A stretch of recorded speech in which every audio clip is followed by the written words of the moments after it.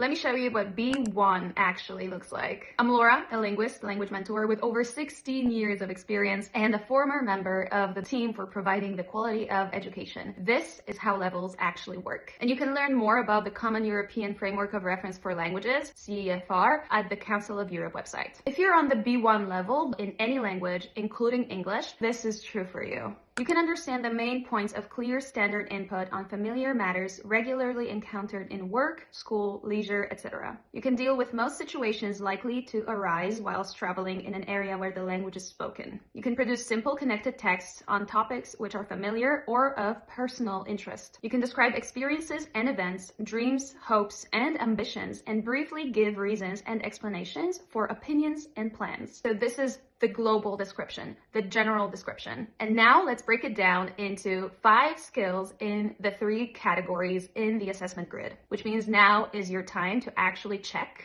if you are on this level in the language that you're learning. These are going to be super specific examples. In the understanding category, we have listening. I can understand the main points of clear standard speech on familiar matters regularly encountered in work, school, leisure, etc. I can understand the main point of many radio or TV programs on current affairs or topics of personal or professional interest when the delivery is relatively slow and clear. Then also in understanding, we have reading. I can understand texts that consist mainly of high frequency everyday or job related language. I can understand the description of events, feelings, and wishes in personal letters. In the second category, speaking, we have the skill spoken interaction. Listen to the specificity of this description because it tells you if you are feeling this way, that means that you are on this level in terms of speaking the language that you're learning, including English. I can deal with most situations likely to arise whilst traveling in an area where the language is spoken. I can enter unprepared into conversation on topics that are familiar,